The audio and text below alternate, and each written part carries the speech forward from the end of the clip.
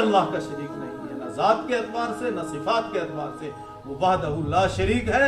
लिहाजा अपने दिलो दिमाग से शिर्क के जरासीम को निकाल दो। अगर शिर्क के जरासीम नहीं निकाले तो उस सूरत में आपका हज और उम्रा कबूल नहीं होगा। नजर न्याज चढ़ाने लगता है, अल्लाह के सिवा किसी और के सामने भी झुकने लगता है, मज़ारात और ज़ियारतों के ऊपर भी चढ़ावे चढ़ाता है, वहां भी धागे मांगता है, वहां भी अपने मुरादें जाकर पेश करता है। ये सारे के सारे आमाल शिर्क है। और इन शिरकिया आमाल के साथ कोई हज के लिए जाए, उम्रा के लिए जाए, तो उसका हज उम्रा काबिल कबूल नहीं। और कोई भी अमल, हज और उम्रा की ही खुसूसियत नहीं, कोई भी अमल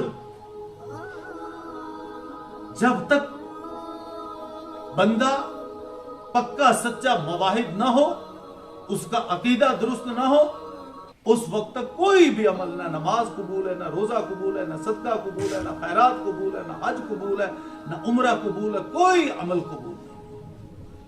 इसलिए हर अमल से पहले इस शिर्क के जरासीम को निकाला जाता है। यहां हज और उम्रा से पहले भी नियत के बाद तलबिया इसीलिए पढ़वाई जाती है कि शिर्क के जरासीम अंदर से निकल जाए।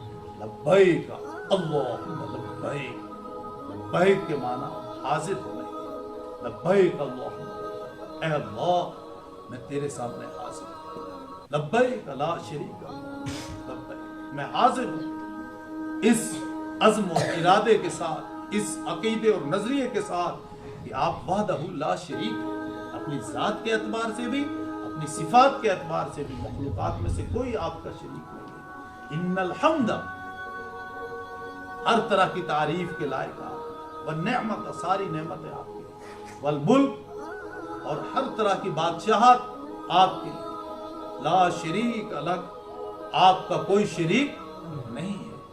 ये शिर्क के जो जरासीम है उनको अंदर से निकाला जा रहा है। जमाना जाहिलियत में भी लोग तलबिया पढ़ते थे, लेकिन वमा तमलिकुहु इल्ला मलक, वो ये कहते थे कि आपका कोई शरीक नहीं सिवाय उनके कि जिनको आपने शरीक बनाया। उनका ये नजरिया था, ये लात, उज्जा, मनात और दीगर बहुत सारे बुत थे, ये अल्लाह के बनाए हुए हैं, ये अल्लाह के करीब बंदे को पहुंचाते हैं और इनके जरिए से बंदे को अल्लाह का कुर्ब हासिल होता है, इसलिए हम इनकी बंदगी करते हैं।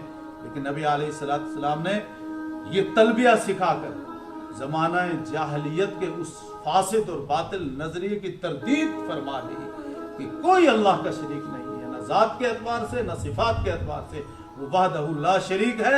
लिहाजा अपने दिलो दिमाग से शिर्क के जरासीम को निकाल दो।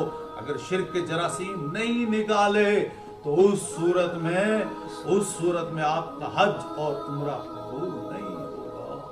और हमने बहुत सारे लोगों को बैतुल्लाह के सहन में बैठकर और मदीना मुनव्वरा मस्जिद नबवी गुंबद खजरा के सामने सहन में बैठकर ये बातें करते हुए देखा है।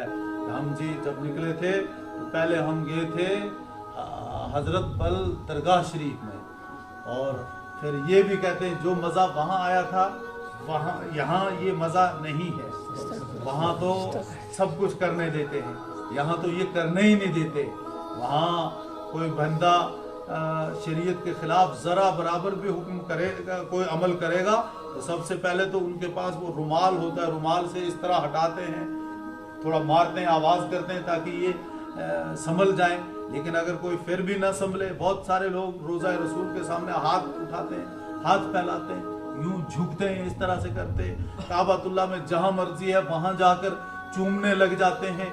बाकायदा वहाँ जो पुलिस वाले ड्यूटी दे रहे होते हैं वो हटाते हैं उन जगहों से, और कोई अगर नहीं हटे कहने के बावजूद फिर भी वही करे तो फिर वो डंडा भी चलाते हैं, फिर वो पकड़ के पता ही नहीं लगता है, इस तरह से उठाते हैं कि हजारों लोगों के बीचों बीच ऊपर से उठा के पता नहीं कहां से कहां ले जाते हैं।